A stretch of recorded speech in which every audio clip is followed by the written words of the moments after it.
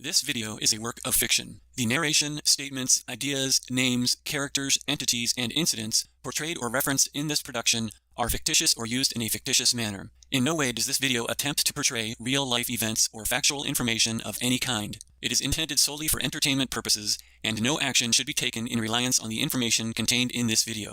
This video is not educational and does not attempt to convey any factual information whatsoever. You should not act or refrain from acting on the basis of any content included in this video. This video does not constitute legal, medical, or any other type of advice, nor is it an attempt to provide any factual information in relation thereto. It is not intended for children. It is intended for mature audiences only. This video is a work of fiction. Hey guys, how's it going? So today I just wanted to discuss the narrative surrounding the colonization of the New World, Christopher Columbus's journey, of course, and all of this in the 1500s by the nation of Spain. And I just wanted to do this in light of some logic and reason to see how realistic these claims, these stories are that we've all been taught for, throughout history here. So what really strikes me is that we are led to believe that the entire world is populated. North and South America were fully populated by indigenous peoples, as was the entire world. And we are to assume the way they paint the world is that they're all a bunch of savages. Now, in this video too, I would like you to understand that when I discuss the history, I might not agree with the indigenous history as presented, but I'm in no way demeaning it. In fact, I elevate it and exalt indigenous peoples worldwide. I believe what may have happened is they may have actually just been the survivors of a past great civilization worldwide, and before they could get back on their feet, the world was conquered or reconquered by certain groups. And what also strikes me as funny is that we are led to believe that the entire world is a bunch of savages, except for this tiny little pocket of Portugal, Spain, France, and the United Kingdom, and then also Luxembourg, and to a lesser extent, Germany. But yes, so especially the 1500s, Spain, a country whose population was supposedly around 8 million, was able to colonize almost all of South America, Central America, up into North America, the Philippines on the other side of the world, parts of Africa, the Canary Islands. And again, a population of 8 million. What are these people doing? Just sitting around waiting for the go-ahead, and then it's like, bam, economic powerhouse, naval powerhouse, all the weapons and supplies you could need. But the more striking thing is that they were so much more advanced that these few countries were able to conquer and easily colonize the entire world. Now, of course, they claim it wasn't easy. There's nonstop wars and death and destruction, but that doesn't really make logical sense. I mean, we know what it's like to wage a war, to occupy another country, the logistics involved, the hardship involved. It's not easy. Take Vietnam or any kind of military operation. And these guys, they're taking over entire continents with 8 million people at their home base in Spain. So I find it completely ridiculous. And it's also offensive to assume that these Europeans are just so much more advanced than all the other peoples around the world. I mean, look at the great empires of Peru. And supposedly at that time, I believe the population of Peru was supposed to be more than Spain, like 12 million. So these great nations, you think, are just going to lay down and succumb to the advanced Europeans who show up with guns? I mean, none of these other nations could develop the economies and the weapons and the ships necessary to defend themselves. I just find there's something wrong with the narrative. There's some reason that Portugal, Spain, France, and the United Kingdom were so much more advanced in technology and economy than the rest of the world. So they could easily just move in and do cleanup operations. So yeah, if we start there, the story is, it starts with Columbus. And apparently Nobody had ever decided to sail more than 3 weeks westward. And, so supposedly Columbus in 1484 is proposing his plan to voyage across, which he thinks is to the Indies. And, there's concerns and there's money concerns. And he's pitching his plan until 1492, and then it's finally granted. So the funny thing is as soon as he does this journey, which I believe took him 6 weeks, but you can do it in 2 to 4 weeks. You can sail across the Atlantic. So to believe that no one ever sailed more than 2 weeks westward is just ridiculous. And then once Columbus does it, it's like everybody and their mother is doing it, supposedly. I mean, it's just non-stop mission and exploration and warfare and conquest and settlements. It's really ridiculous. But anyway, so he set sail in 1492, and he lands in the New World. And before I go through, I made a little timeline of all the places that the Spanish basically colonized. And before I do that, I just want to read a quick list. And I came up with this list off the top of my head, and it's just a list which I call Requirements for Sustained Military Campaign Abroad and New Settlement Operations in the 1500s.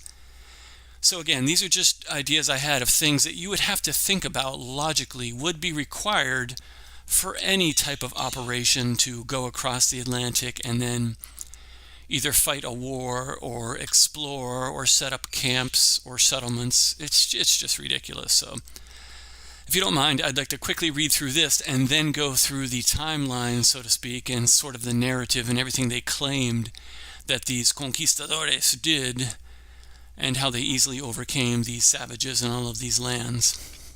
So number 1, we need clean drinking water for all military personnel, ship crew members, explorers, and settlers. So you have to have fully stocked ships upon leaving Spain, and then the establishment of a constant and reliable supply of clean drinking water in the New World, in every country that they're supposedly operating.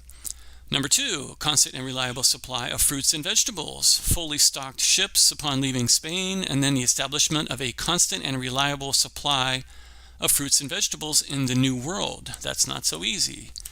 If anybody out there farms, you know it's not so easy. Number 3, constant and reliable supply of protein. We need meat, fish, etc. So the ships would have to be stocked at least enough for them to survive the journey, and then they'd have to establish a constant and reliable supply of protein in the New World. I mean, you can't fight non-stop wars. You can't service and operate ocean-going vessels. You can't clear forests, obtain and transport building materials, build houses, build infrastructure, build cathedrals, dig mines, learn the climate and soil conditions, till land, plant crops, maintain crops, irrigation, weeding, pest control, obtain and keep livestock, maintain properties, etc. You can't do all of this without healthy and well-fed military personnel, crew members, and settlers in the New World. Number 4, you need a thriving shipbuilding industry in Spain to constantly supply the ongoing and increasing worldwide military conquest and worldwide settlement operations. You need a shipbuilding supply chain of raw materials in Spain. You need wood, fabrics for the sails, all kinds of metals, oils, just to name a few. And you need a shipbuilding infrastructure. You need dry docks, tools, equipment. You need skilled management and shipbuilders and workers to actually build and assemble the vessels. And there were many, if we're to believe the narrative. You need skilled shipbuilders and workers to repair the vessels. These things have wear and tear, so you got to keep them maintained. You need training facilities for navigation and sailing crews. I mean, you have to train these crews. They don't just magically know how to sail across the Atlantic, which apparently was never done before, until Christopher Columbus decided, yeah, let's just go 3 weeks this way. So, number 5, you need military weapons manufacturing operations in Spain. You need the associated supply chain for mining the ore, transporting and storing the ore, smelting, blast furnaces, casting, forging, design and testing, skilled metal workers, You need the distribution of finished products, and so on and so forth. You need constant and reliable supply of ammunition, gunpowder, swords, armor, cannons, rifles, pistols, etc. for these ongoing military and settlement operations. And again, they were ongoing for at least 100 years, more than 100 years. Number 7, you need a constant and reliable supply of shipping materials such as barrels and crates for the transport of heavy military equipment and all of these supplies to conflict zones and settlement zones. You need a constant and reliable supply of basic necessities such as cooking equipment, shoes, boots, clothing, basic tools for military personnel, crew members, settlers, and explorers in the New World. I mean, these are consumables. This stuff doesn't last forever. You need a constant supply of this stuff, either from Spain or you have to have your supply chain in the New World. Number 9, well-developed banking and credit institutions for all of the above industries to facilitate and control cash flow, financing operations, payroll, inventories, trade, bookkeeping, so on and so forth. Number 10, you need a constant and reliable supply of soap and facilities or areas for bathing and washing clothes. You need all of this for military personnel, crew members, explorers, and settlers in the New World. You can get away with not washing or bathing for a while, but I mean, let's be honest, you're going to be disease-ridden if you do that forever, so this is not realistic. Number 11, constant and reliable solid waste sewage operations in the camps, new towns, and settlements in order to avoid disease. I mean, this is elementary here. You can't be living in your own solid waste. Even if you dig a hole here or there, I mean, this is quite an operation with a number of people. Number 12, you need a constant and reliable supply of oils for lighting on ships, lighting in the new towns and settlements. You need constant and reliable supply of wood for heating and cooking on ships, in new towns, in the settlements. Number 14, you need a constant and reliable hospital care for the many casualties of war and the attacks by the so-called savages. You need doctors, nurses, medicines, field hospitals, medical supplies such as bandages, casts, etc. I mean, if we're to believe the story, there were massive casualties all the time. Number 15, you need city planners and architects and work offices in order to design and then oversee the construction of the many new settlements and towns that are founded and magically built throughout South America, Central America, North America. Number 16, you need building materials for these new towns and homes and settlements. This includes the extraction from the earth of either wood or the rocks, the quarries. You either need to cut down the trees or do the quarrying, and then you have to transport all of these building materials to the job sites or the processing sites. Number 17, you need a skilled labor force to actually build the new towns and infrastructure, including the tools and building supplies. Number 18, you need map makers and map readers, along with offices and supplies so they can actually make maps and read maps. Number 19, you need a constant and reliable supply of translators and interpreters who must first spend years learning local languages to then be able to communicate with the locals in the many different dialects. And I don't know how to stress this enough. You don't just magically learn the language. It's not like TV. You have to actually spend a lot of time to learn these dialects in order to be able to communicate. And there were many different dialects. There was the Quechua, the 22 versions of Mayan that I know exist right now in the Yucatan Peninsula. Basically, this is a huge issue, but again, one of many magical things they just skim over. Number 20, you need a constant and reliable supply of farming equipment and seeds for farming in the New World with the diverse climates and the diverse soil conditions. You need constant and reliable supply of labor for farming. I mean, it's not automatic. It just doesn't farm itself. You have to have labor for planting, constant weeding, pest control, irrigation, harvesting, distribution. I mean, this takes manpower, and you can't just say, oh, we had a bunch of slaves do it. The slaves have to still be directed in their work. It's just ridiculous. Number 22, constant and reliable supply of livestock equipment. You need fencing. You also need the actual livestock. So you got to transport these on ships from Spain or capture them in the New World, and then you have to distribute them to the camps and settlements. These are huge operations. This is not easy. Number 23, you need a constant and reliable supply of labor for the livestock. You got to feed the livestock. You have to milk. You have to slaughter the livestock. I mean, some of it might be hands-off, but again, there is a lot of work involved, especially if you're utilizing it. You're providing food, so you have to do the slaughtering, the transporting, the preserving. And number 24, you need a construction and maintenance of prisons and a prison system for the captured indigenous people. So yes, apparently they captured and made slaves of a lot of people. Well, that takes work. You have to, you have to imprison them, you have to instruct them, you have to trade and distribute them, and you have to care for them to a certain degree. I mean, it's just ridiculous that they gloss over all of this like it's some Hollywood movie. Oh yeah, a bunch of slaves built these pyramids. Slaves don't build pyramids. That's just ridiculous. So anyways, that's the quick list I could just think of off the top of my head. And then if you keep all of those requirements in your mind, and then you go through the narrative with all of that in the back of your mind, you need all of these things while you're doing what they claim they do, and then it just sounds ridiculous to me. But so let's quickly go through a couple of these things that they claim happened in the late 14 and 1500s.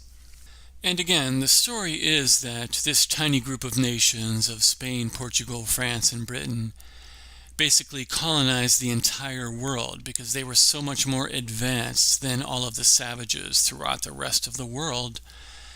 But then when you hear the stories, they'll say, oh, Columbus arrived and he used this nation against that nation because the savages were always fighting each other or feuding.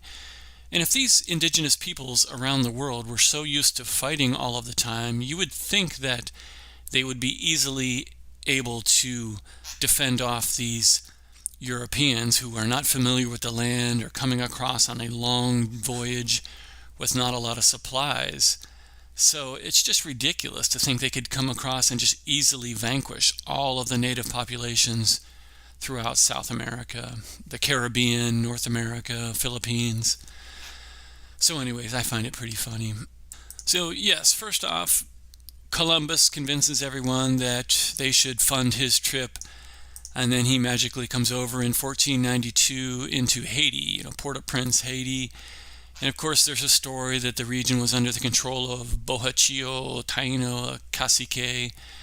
And, there's always a story that goes along with it. They were feuding with somebody else.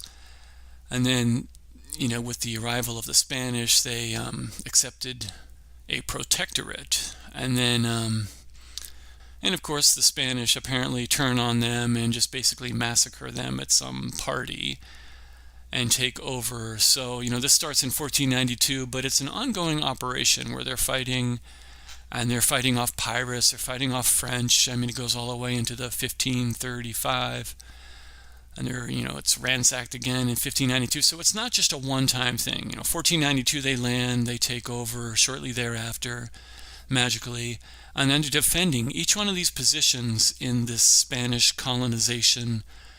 They're defending constantly from locals and from French and pirates. In 1492, Columbus is in the Dominican Republic. So, they're stretched so thin. They never sailed more than 2 weeks westward, but then as soon as Columbus does it, they have unlimited manpower, unlimited ships, unlimited resources. It's just ridiculous. So 1492, he's in Dominican Republic. And then dating from 1493 when the Spanish settled on the island, and officially from August 5th, 1498, Santo Domingo became the oldest European city in the Americas.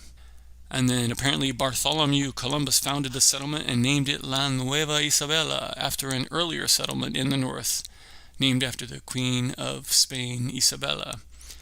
And then in the Dominican, the Osama Fortress.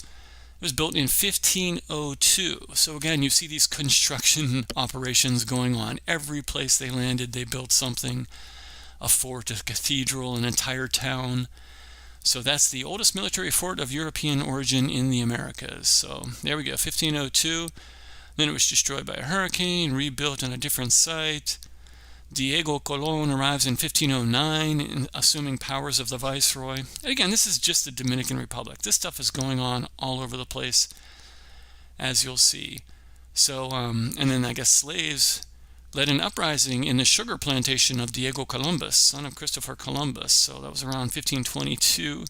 I mean, it's just non-stop economic craziness and warfare craziness.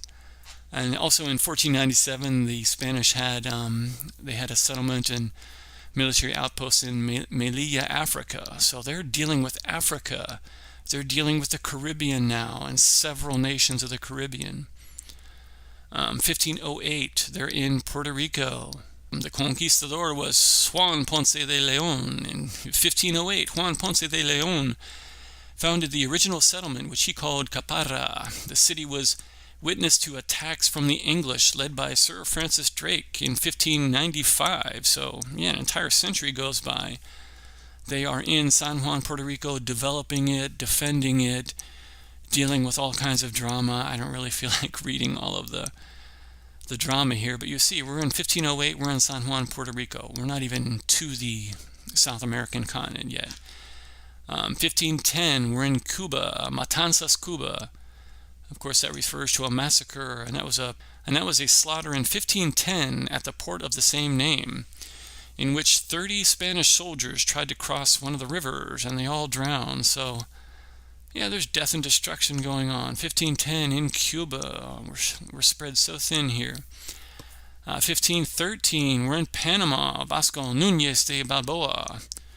So he sailed westward from Venezuela in 1501 in search of gold. We're always searching for gold. And to explore the Isthmus of Panama. A year later, Christopher Columbus visited the Isthmus and established a short-lived settlement in the Darien. So Vasco Nunez de Balboa, tortuous trek from the Atlantic to the Pacific in 1513, demonstrated that the Isthmus was indeed the path between the seas, and Panama quickly became the crossroads and marketplace of Spain's empire in the New World. So yeah, he's apparently trekking through the forests in 1513, in addition to all these settlements and warfares that are going on in the New World. And in 1513, we're in Havana, Cuba, Diego Velázquez de Cuellar. So Havana began as a trading port, suffered regular attacks by buccaneers, pirates, and French corsairs. Non-stop warfare. The first attack and resultant burning of the city was by the French corsair Jacques de Sores in 1555. So these attacks convinced the Spanish crown to fund the construction of the first fortress in the main cities, of course, not only to counteract the pirates and corsairs, but also to exert more control over commerce with the West Indies, and to limit the extensive contrabando, the black market that had arisen due to the trade restrictions imposed by the Casa de Contratación of Seville, the crown-controlled trading house that held a monopoly on New World trade. So we have admissions of the corporate rule really here. I mean, it's chaos.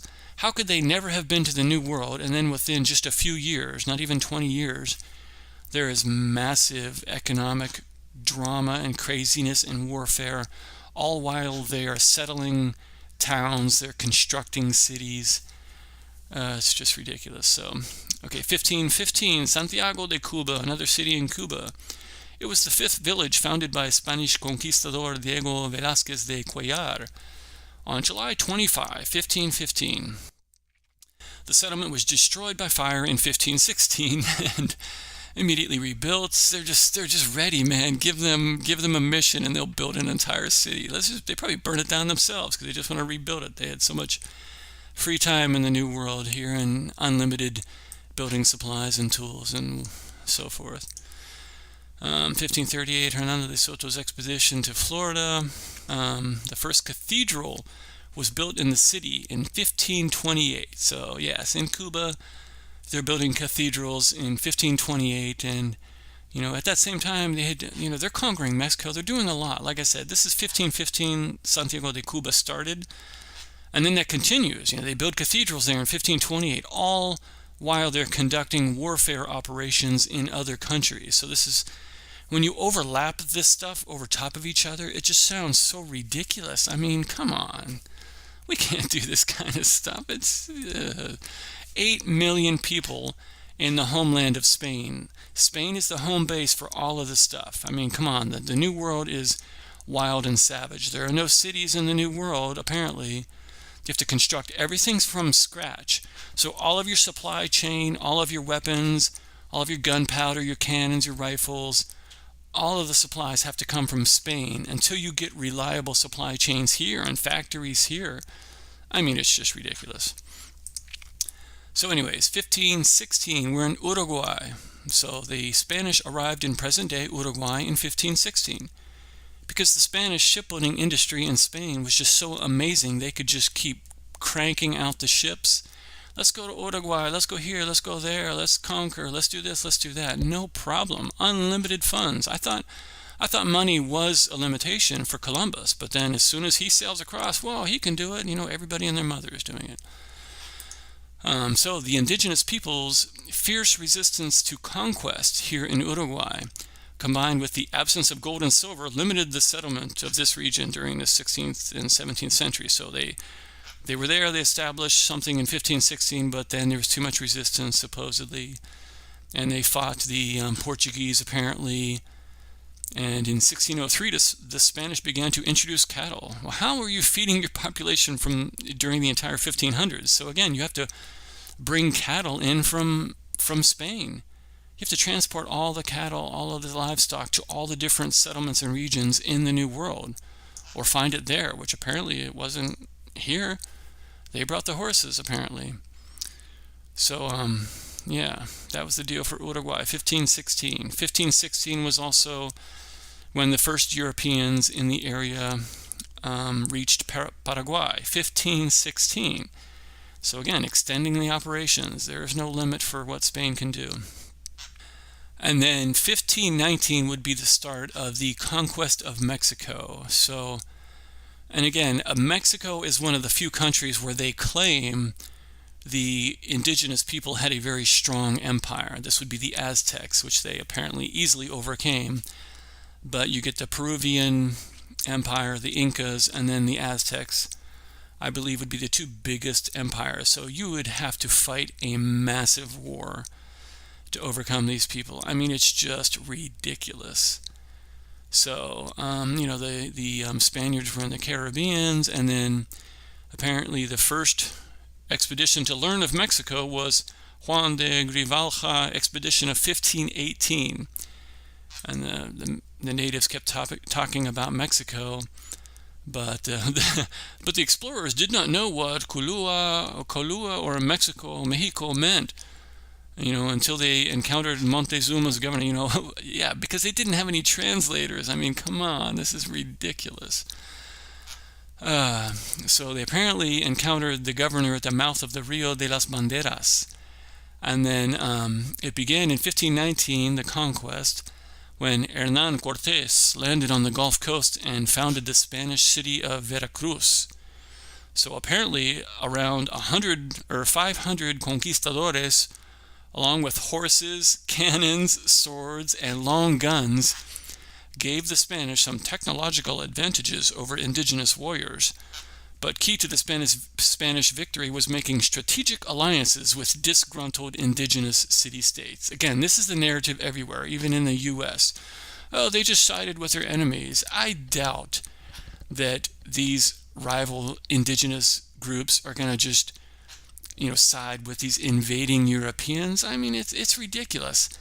I think all of these indigenous groups were just survivors of a reset.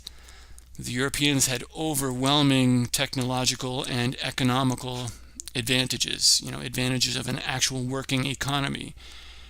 The local populations in South America, Central America, North America, in my opinion, just didn't have the economic infrastructure. They were resettling these lands themselves. And if you read some of the writings, of Bartram in America, they would ask the natives, about some of these Indian sites, and the natives would say, we don't know who built these sites. Our ancestors just showed up and they were here. So I think all of the indigenous peoples, and again, I hold them up on a pedestal. I think they were the closest to living along with nature, in tune, in harmony with nature.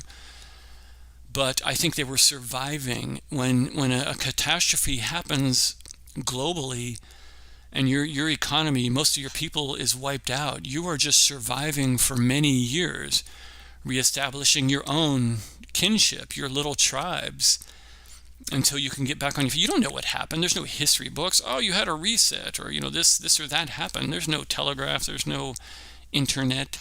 So you just know there was some kind of cataclysm, and your tribe, your local peoples are reestablishing themselves. You're starting to trade with other tribes, and you're getting back on your feet, and it takes a long time, 100 years or more, many generations. So I think the Spanish and all of these Europeans just, for whatever reason, they retained their technological advantages, their economies, their ships, their warfare equipment, their guns, their cannons, their maps, their knowledge. They retain the knowledge.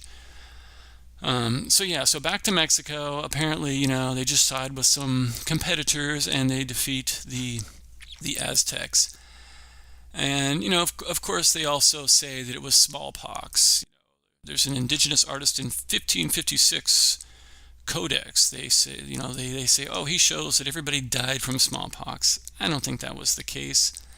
They say when the Spanish arrived, the ruler of the Aztec Empire was Moctezuma II, who after a delay allowed the Spanish to proceed inland to Teotihuacan, or was it Tenochtitlan? Teotihuacan, I think is the local way to say it. The Spanish captured him. So he lets them in, and then they capture him, holding him hostage, and then he dies in their custody. And so they retreat in great disarray. But, that's about it. They all die from smallpox, measles, and other contagious diseases. They were endemic epidemics of old world infectious diseases, which ravaged Mesoamerica starting in the 1520s. So, yeah, I'm not buying that story, but the exact number of deaths is disputed. Nobody knows. 3 million, they have no idea. There's no immunity. I mean, come on. These people were living with nature. They would have been the healthiest people out there. They're not all dying from some supposed epidemic, smallpox or measles or chickenpox. I mean, that's just ridiculous. The virus. I don't believe it. Severely weakened, the Aztec Empire was easily defeated by Cortés and his forces on his second return, with the help of, the rival tribe, of course, which was like 300,000. No, there's no way. They showed up, and I'm telling you, these indigenous peoples were scattered. They were not the force that they claimed they were. I think all of these battles are just imagined, even in the North as well, in the American history. So, supposedly the territory became part of the Spanish Empire under the name of New Spain in 1535. So again, 1519 to 1521, 1535, you're fighting a massive military operation in Mexico. But you're also still in all of the Caribbean islands, in Panama, you're in Cuba, you're in Uruguay, Paraguay. But also in 1519, you're also conquering Mexico, you're simultaneously in Guatemala. So after they arrived in the New World, the Spanish started several expeditions to Guatemala. Unlimited resources again, beginning in 1519, the same year they're conquering Mexico. Before long, the Spanish contact resulted in an epidemic that devastated the native population. So they just brought all of their smallpox to Guatemala in 1519. And even if you believe that, smallpox story, you still have to actually have the logistics and infrastructure to land, to settle, to hike. And again, I don't know if I mentioned this, but you're not getting anywhere in the New World except by foot. You're traveling by ocean-going vessel, by sea, or you're traveling by foot. Not everybody has a horse, okay? So you're marching around the New World, conquering Guatemala in 1519, the same time as you're conquering Mexico. The first capital, Villa de Santiago de Guatemala, was founded on July 25th, 1524.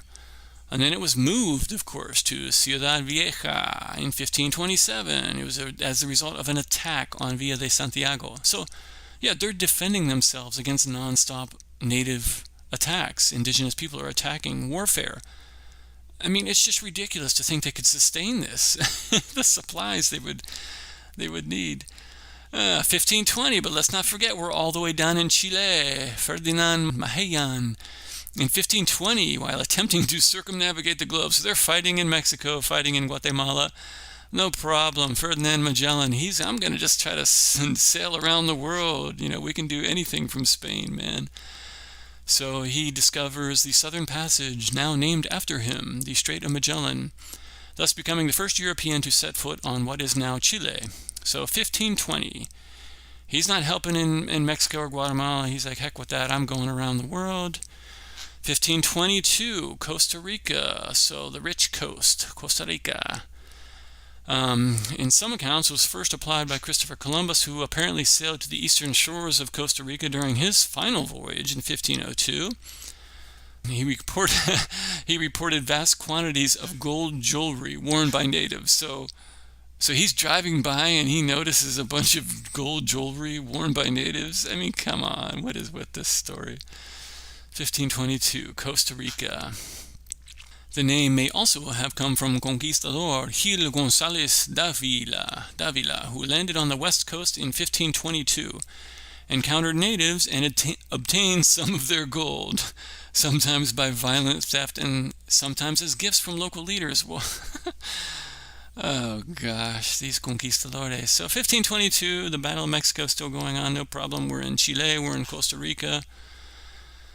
But apparently they didn't spend too much time in Costa Rica because there was a lack of significant indigenous population available for forced labor. So, which meant, this is funny, which meant that most of the Costa Rican settlers had to work on their own land. Yeah, so they had to do their own. What do you think they were doing? They're showing up with their umbrellas. They go capture a bunch of slaves. There you go, build my house, build our town, perfectly built, massively skilled labor. Do all this farming. I mean, it's just ridiculous. These people don't know the land, the lay of the land. These natives are from here. If they were in such large numbers too, there's no way a couple of rich Europeans with umbrellas are going to show up and have unlimited supplies and unlimited authority over these natives. How are you going to communicate with them? First of all, they can't do the work if you don't, specifically communicate with them. It's not easy. So anyways, yeah, apparently it was Costa Rica was the poorest and most miserable Spanish colony in all of America by one Spanish governor. Well, what happened to all the gold I thought Christy Columbus, saw? Oh well, whatever. So in 1522, we have Venezuela. Spain's colonization of mainland Venezuela started in 1522, establishing its first permanent South American settlement in the present-day city of Cumaná. So yeah, in the 16th century, Venezuela was contracted as a concession by the King of Spain to German Welser, a banking family. So yeah, apparently they commissioned out this. They subcontracted Venezuela to some German family. Yeah, there was some resistance to the Spanish incursions, but the newcomers ultimately subdued them. Yes, they fought a war in Venezuela, 1522, no problem, we're going to fight to the death with all of these locals and overcome them due to our superior technology, our unlimited resources from Spain. What are those people doing back in Spain? They are just working day and night to crank out the ships, the cannons, the gunpowder. Everything's coming from Spain. I mean, obviously. So Spain's eastern Venezuelan settlements were incorporated into this new province. So yeah, there's settlements. You have to design, you have to build, you have to get the building materials, you have to quarry them, bring them to the cities. Oh my gosh. So yeah, they're doing all of that in Venezuela, 1522. 1524, we are in Honduras. So we have the conquistadores, Gil González Dávila, and then Hernán Cortés. Those are some familiar names. So we're back to Columbus. So on his fourth and final voyage to the New World in 1502, Christopher Columbus landed near the modern town of Trujillo, near Guaymoreto Lagoon, bringing or becoming the first European to visit the Bay Islands on the coast of Honduras. So Christopher Columbus was so busy. I mean, that guy's ridiculous. So 1502, Columbus sent his brother Bartholomew to explore the islands. He's got to explore them. You need massive supplies to do this exploration, guys. I mean, come on. What kind of supply train do they have going from Spain? He encountered a Mayan trading vessel from Yucatan, carrying well-dressed Maya and a rich cargo. Yeah, these Maya were so rich, but they couldn't fend off these darn Europeans. Come on. Bartholomew's men stole the cargo they wanted and kidnapped the ship's elderly captain to serve as an interpreter. What? You just kidnap somebody, you're going to be an interpreter. And then he magically knows Spanish? It is the first recorded encounter between the Spanish and the Maya.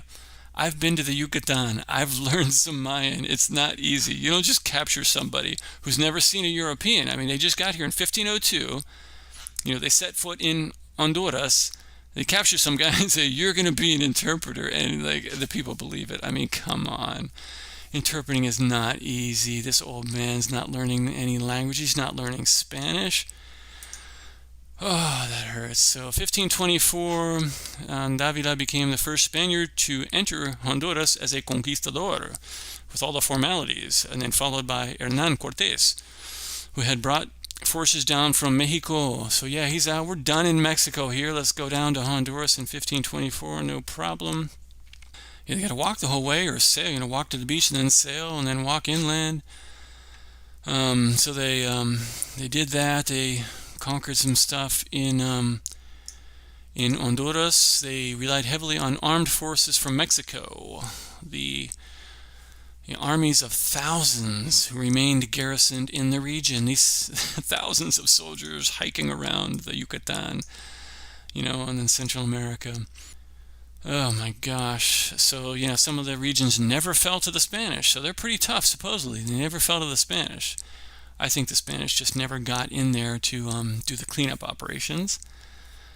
It's too much to do. I mean, even with no resistance, even if you just encounter a bunch of survivors, these indigenous groups surviving, and thriving. I mean, I think they were thriving, but no match for these advanced European technologies and economies, these supply chains.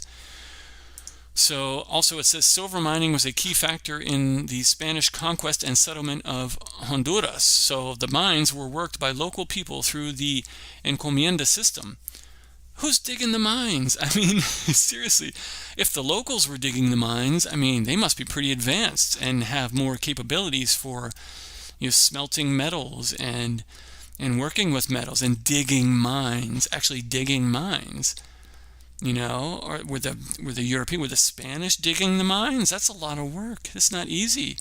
They were processing all these metals in the New World, were blast furnaces and all the operations required to work with metal, to extract, to smelt the metal from the ore. That is not easy. And you need a lot of that stuff.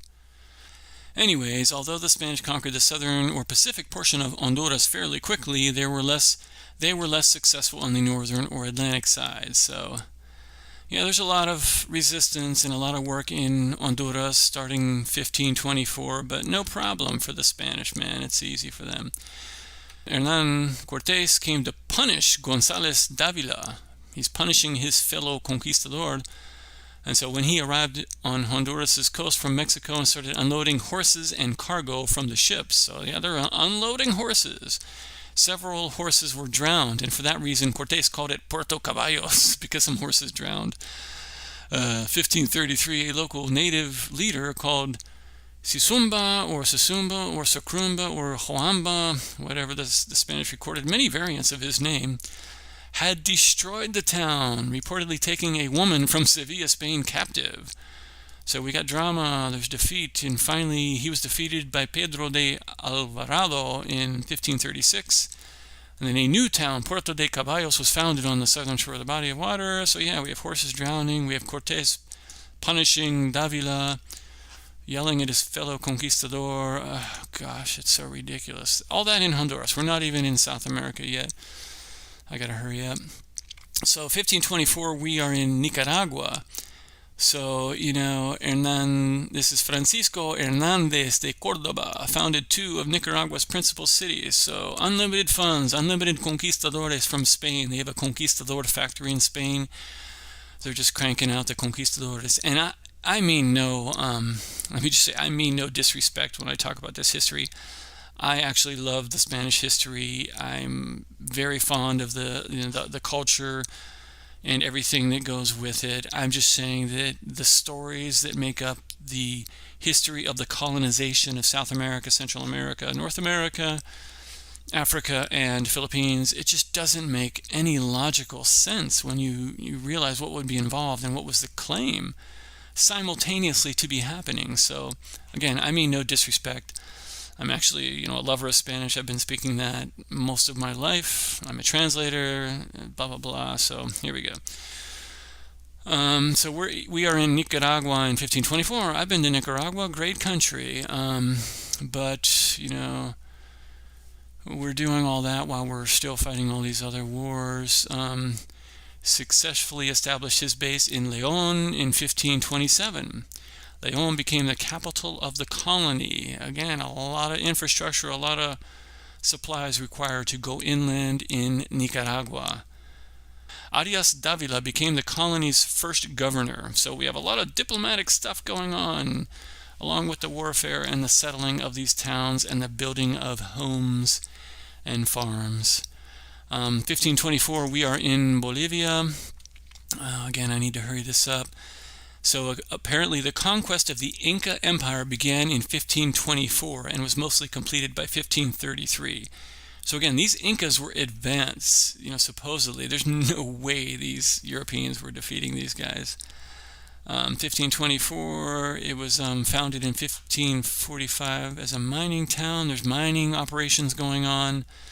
Fabulous wealth by these Incas, but they can't build any kind of weapons or, defensive equipment and machinery to fend off these Europeans. I'm just not buying it. I mean, it's just ridiculous. They entered the Spanish conquistadores entered the area in 1535. They founded La Paz until 1548.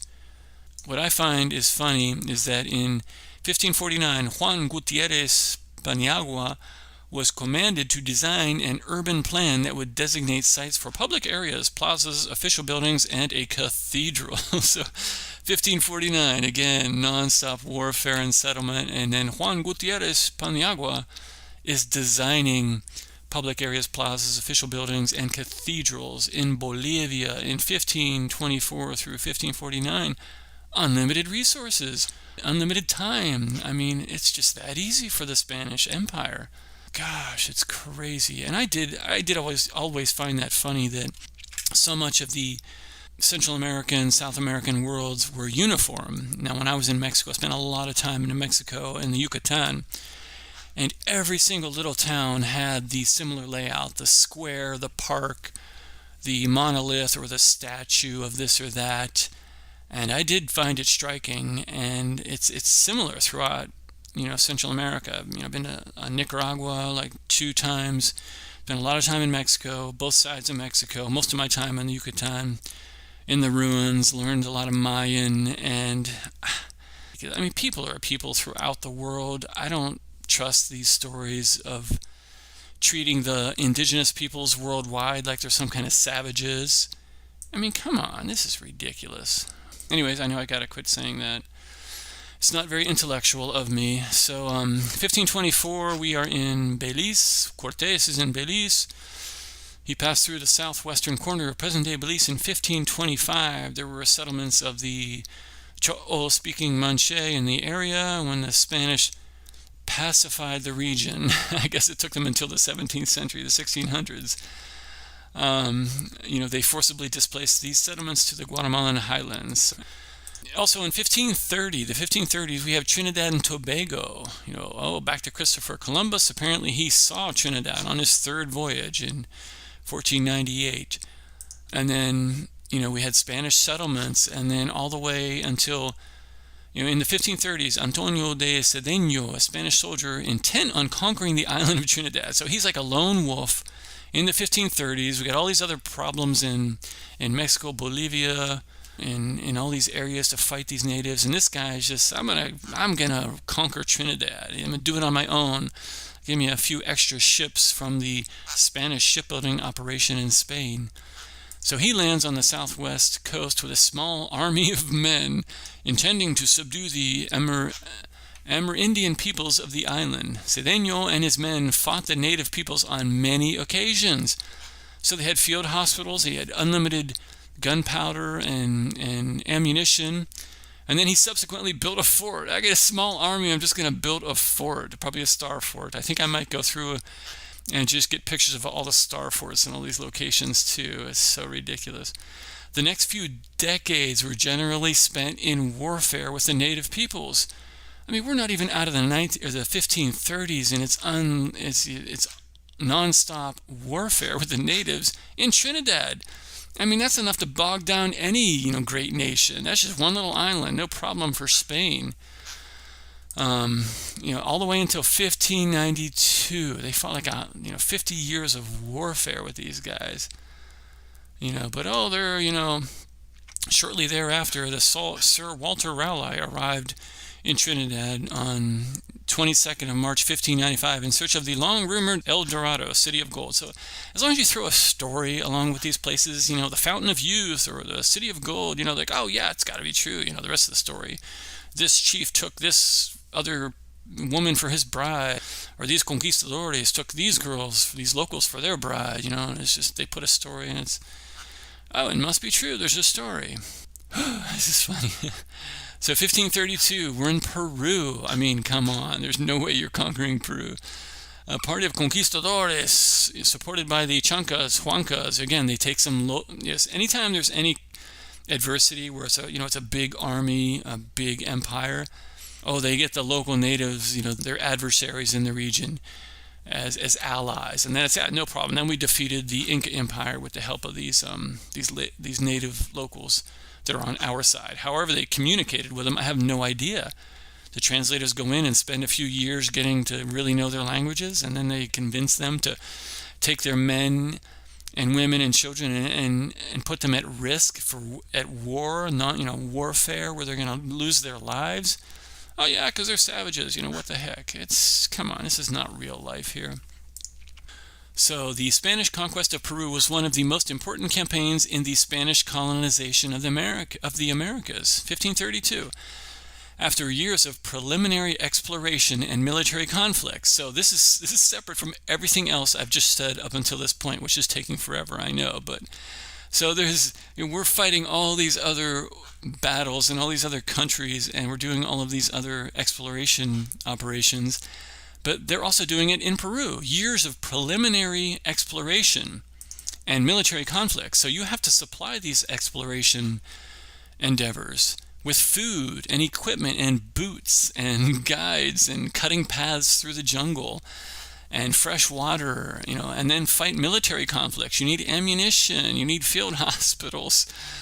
But that's just the first step in a long campaign that took decades of fighting, but it ended in Spanish victory and colonization of the region known as the Viceroyalty of Peru, with its capital at Lima, which it was then known as La Ciudad de los Reyes, the City of the Kings. And then the conquest of Peru led to spin-off campaigns, as if it wasn't enough already, throughout the Viceroyalty, as well as expeditions toward the Amazon basin, as in the case of Spanish efforts to quell Amerindian resistance. So it's just non-stop. The last Inca resistance was suppressed when the Spaniards annihilated the Neo-Inca state in Vilcabamba in 1572. So, holy moly, we have unlimited military personnel they're cranking out over there in Spain. I mean, it's like factories of warriors to come over here and fight. I mean, it's not enough time to have a bunch of kids in the New World and raise them. I mean, they're barely building houses and towns. You think they're cranking out kids in the Americas? I mean, I would be bringing women and children over here with all these attacks and wars that are ongoing. Yeah, let's bring a bunch of women and children over to Iraq, while we're fighting a war, and then populate Iraq with come on, this doesn't make sense. Oh, but yeah, apparently no problem. Let's fight almost a century, in Peru. So I'm going to have to skip the rest of that or I will never finish because we have 1532. It's basically the same time as Peru were doing Ecuador. 1532, a small band of Spaniards headed by Francisco Pizarro landed in Tumbes and marched over the Andes Mountains. Endless supplies. They march over mountains, no problem.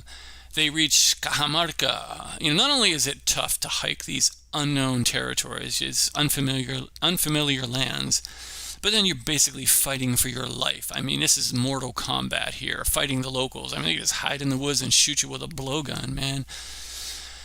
You wouldn't stand a chance. So, but anyways, they do it, and then they reach Cajamarca, where the new Inca Atahualpa was to hold an interview with them. They magically speak the same language. These interpreters, I would love to meet these interpreters. They could do anything.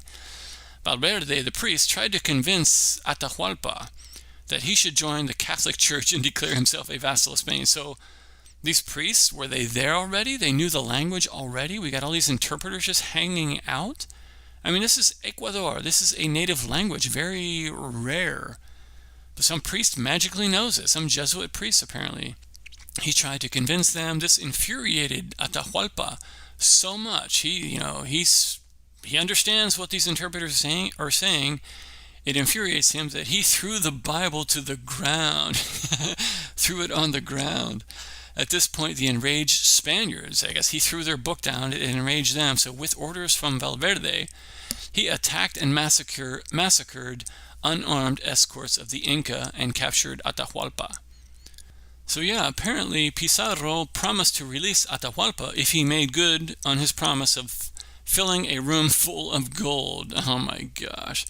But after a mock trial, the Spaniards executed Atahualpa by strangulation. I can't believe they're even proud of these histories. It's almost like they wrote them just to, mentally, trauma-based mind control of the people. This is the written history, and it's crazy. And again, I don't mean to offend anybody.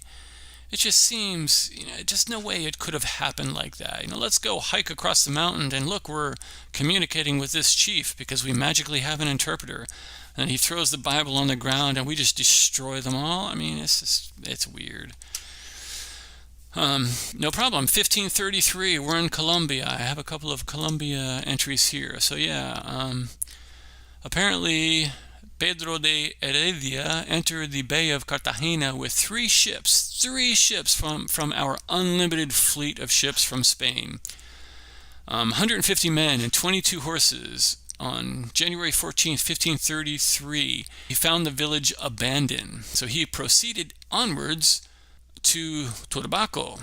So he's hiking, unlimited supplies, no problem, where Juan de la Cosa had been mortally wounded 13 years earlier. Again, the field hospital was not good enough, but there, 13 years later, Heredia fought an all-day battle before claiming victory. Could you imagine the bloodshed there? Whew, hope they had some good nurses. So using India Catalina as a guide, Heredia embarked on a 3-month exploration expedition. So he has a 3-month supply of fresh water and food. He just goes on an expedition. He returns in April with gold pieces. What? He goes and finds gold, a solid gold porcupine weighing 132 pounds. Oh gosh, temples of gold. See, all these natives, all they did back then, these indigenous populations, is they just hoarded gold. They had all the native populations had gold supplies here and temples of gold, but they never advanced. They never did anything else. They just hoarded gold and melted down gold. But anyways, this guy, he ruled Cartagena for 22 years. Then he perishes on his return to Spain in 1544. 1533, Pedro de Heredia, this location, he founded the village. The town was named after the port city of Cartagena. The city's increasing importance as a port for the export of Peruvian silver from Potosi to Spain made it an obvious target for pirates and corsairs. Again, we have to fight off corsairs and pirates non-stop in the middle 1500s. In 1544, the city was pillaged by 5 ships and 1,000 men under the command of the French pirate Jean-François Roberval, who took advantage of the city still without walls. So they hadn't gotten to build walls around the city yet. They are slacking. A defensive tower was built in 1566. Sure it was. And then blah, blah, blah. But then it was ransacked by a French pirate. Yeah, nonstop. 1533, Barranquilla was also founded. So 1535, we have Chile, more going on there. The next Europeans to reach Chile were Diego de Almagro and his band of Spanish conquistadores. So they came from Peru in 1535 seeking gold. The good old story, he's the rogue military commander again. He encounters various cultures that supported themselves principally through slash-and-burn agriculture and hunting. So, okay, that was Chile, 1535. We have operations going in Chile. 1536, we have the city of San Pedro Sula in Honduras. Again, just quickly back to Honduras. They founded a town there in 1536. The new settlement barely survived the colonial period, though. It's very tough, as we know, in Honduras. I just want to go now to 1536 in Buenos Aires, Argentina. We know Argentina is very important. And Pedro de Mendoza was established the city of Buenos Aires as Ciudad de Nuestra Señora Santa María del Buen Aire in 1536 by a Spanish expedition led by Pedro de Mendoza. So it's an expedition in 1536. But more attacks by the indigenous people forced these settlers away, and in 1542 the site was abandoned. So they're trying to establish settlements. So this is they're bringing in supplies, they're fighting off natives, and they just can't do it. It's just the warfare is too much. So that, again, that supply chain is coming to Argentina in 1536 while they're simultaneously fighting all those other battles in all those other countries throughout the New World. And they can't even keep this one, supposedly, according to the story. So they didn't establish a second permanent settlement until 1580 by Juan de Garay, who arrived by sailing down the Paraná River from Asunción, the capital of Paraguay. That's the story. They're fighting nonstop wars in the entire region. 1536, they're fighting to try to take Argentina. Can't quite do it. And when you don't have the land, you don't have permanent settlements, how are you feeding yourself? You're bringing in gunpowder and supplies from Spain, in those factories in Spain, 24/7, cranking out the gunpowder, the ships, the rifles, the ammunition. It's just ridiculous. So that's Argentina. You have 1537, Paraguay. You have Juan de Salazar de Espinosa, founded the settlement of Asunción in 1537. So he's founding a city, and it eventually became the center of a Spanish colony. They're laying out the maps, the city square. They probably built a big statue, a cathedral. I mean, it's just ridiculous.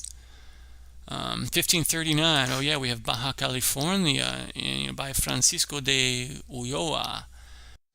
So we are in Baja California in 1539. They completed the reconnaissance of the west coast in 1542. So again, extending operations, a lot going on at the same time. And what's also interesting, I guess the Jesuits founded a permanent mission colony on the peninsula at Loreto in 1697, though, much later.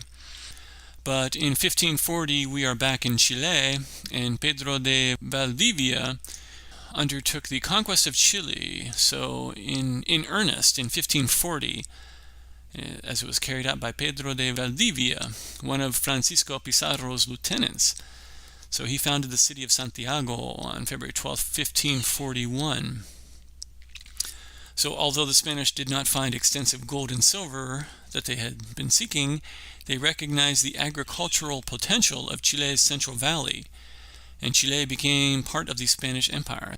And again, we have the conquest took place gradually, and the Europeans suffered repeated setbacks.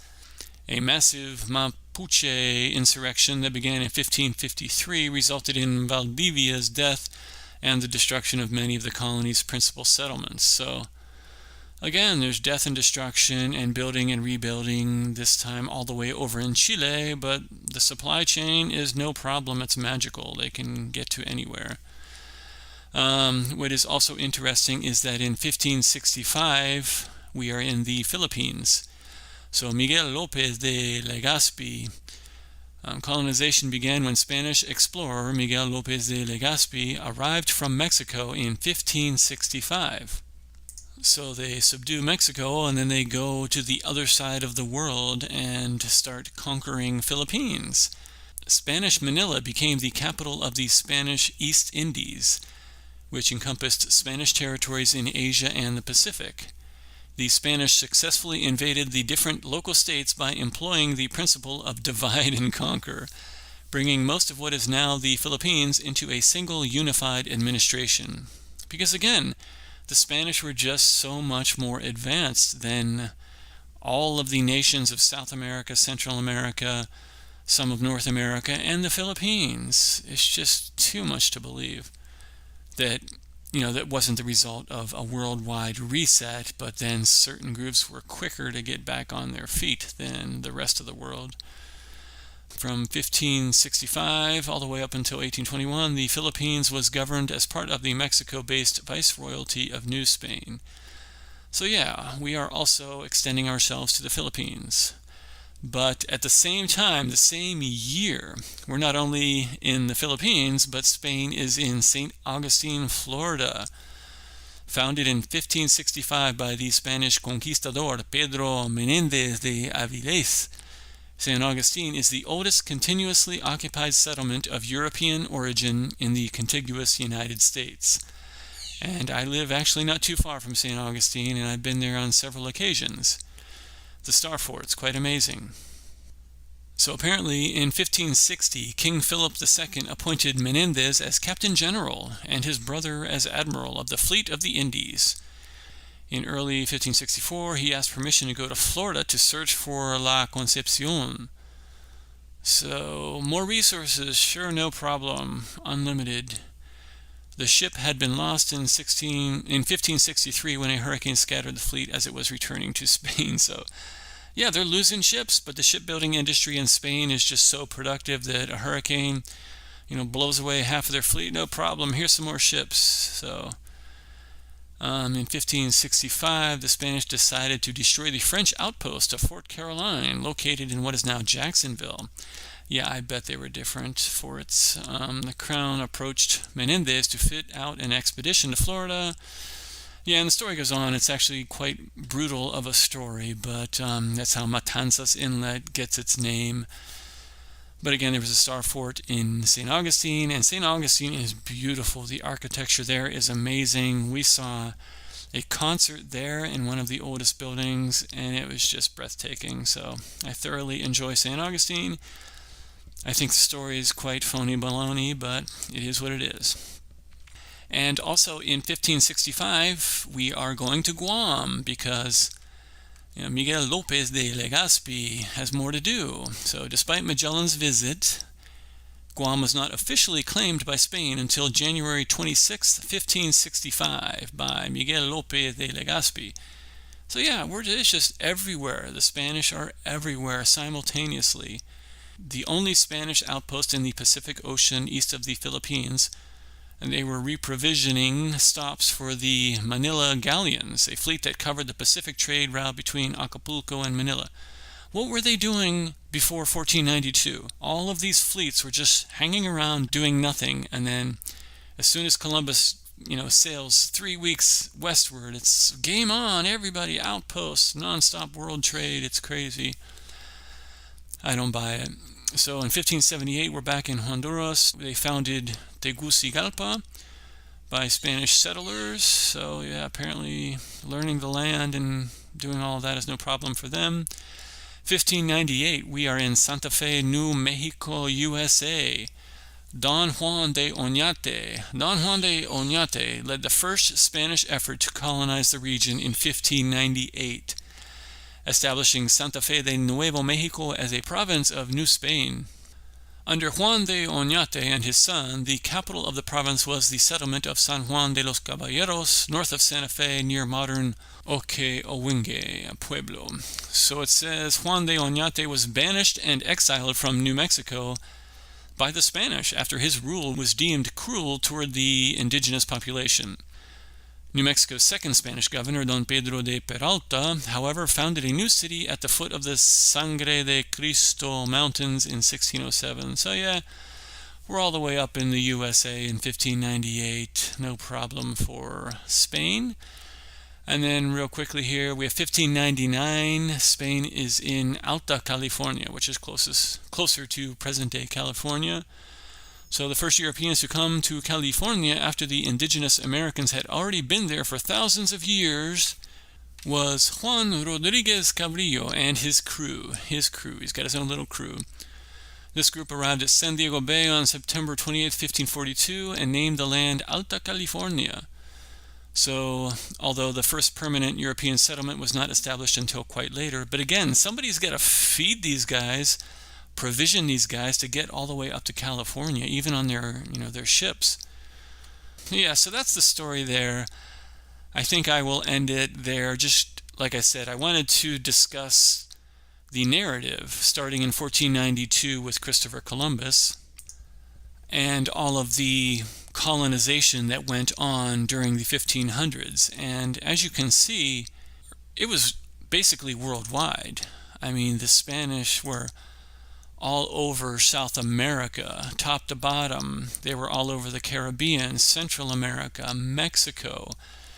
They were in the Canary Islands. They were in a few spots in Africa. They were in the Philippines. And it was just constant, ongoing warfare, exploration, settlement, building cities, building cathedrals, building churches, building houses, establishing farms. The story is just ridiculous. And if you take into consideration everything I read at the beginning, if there's anybody actually listening this long, this video is getting kind of long now, but again, I just thought of those things off the top of my head, and the requirements for a sustained military campaign abroad and new settlement operations in the 1500s. And the manpower, what is going on in Spain? They need a labor force, a constant labor force. They need a military force. There are many casualties of war. They have to keep resupplying their ranks in the military, and they keep expanding. They don't just stop in the Caribbean and, okay, we're done here, they move on. No, they stop, and then they stay there, and they fight battles for 50 years. So every time they're in a country, they're going to be in that country for 100 years. And it doesn't make any logical sense to me that they could sustain this type of operation for a century worldwide. From Spain, again, a country of 8 million people, and especially if you're not ready for it. But apparently one day, Christopher Columbus sailed 2 weeks this way, so let's just crank up our industries and our shipbuilding and our supply chains. With 8 million people, that's nothing. These people are not just sitting around with nothing to do, with all kinds of expertise. And then I also find it offensive because the narrative, nobody really looks at it this way, but the narrative, in my opinion, makes indigenous cultures worldwide seem like savages, and they called them savages and they treated them like savages. But I don't think they were savages. I think they were survivors, and given enough time, I think they would have evolved and developed into the more modern expression of their cultures that we probably see in some old architecture and pyramid building and the astronomy, the beauty of the past. I think that is within all of these cultures worldwide, and I think they could have developed to that extent again, given enough time to establish trade, build their families, build their economies, build their technology. But they were starting from scratch, and I don't think it's fair, because I think this small little band of countries here, this Portugal, Spain, France, and Britain, who are they? How could they be so much more advanced than the entire rest of the world? People of the entire rest of the world And I've traveled around the world. I know people are pretty much the same everywhere. People are smart. You get levels of intellect and resourcefulness in any culture. There's no special race out there. But if we're to assume that the narrative is true and that this little group here, this little Spain and France and Portugal, Britain, they just easily subdued the entire world. They sent out ship after ship and subdued the entire world. There's something wrong with that story, in my opinion. But hey, what do I know? I'm just some crazy guy on his little computer here. So anyways, if anybody's still watching, thank you very much for withstanding the rambling. Hopefully it was understandable. I've wanted to express my opinions in this regard for a long time now, so I'm sorry it came off as rambling, but I've had this view of the world and the way we treat indigenous peoples with this looking down on them like savages, when I think I truly appreciate everything they offer as far as harmony with the earth and way of living with the earth. But I don't think it stops there. I think you can elevate that without buying into the modern materialistic society we have, just because they got subdued and they got sucked into the fake history.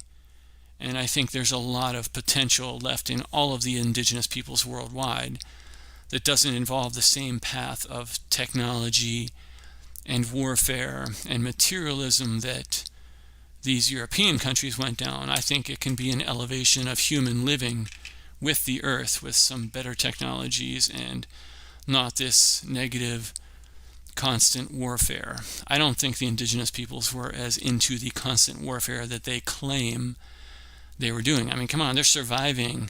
They don't have the means to withstand constant warfare.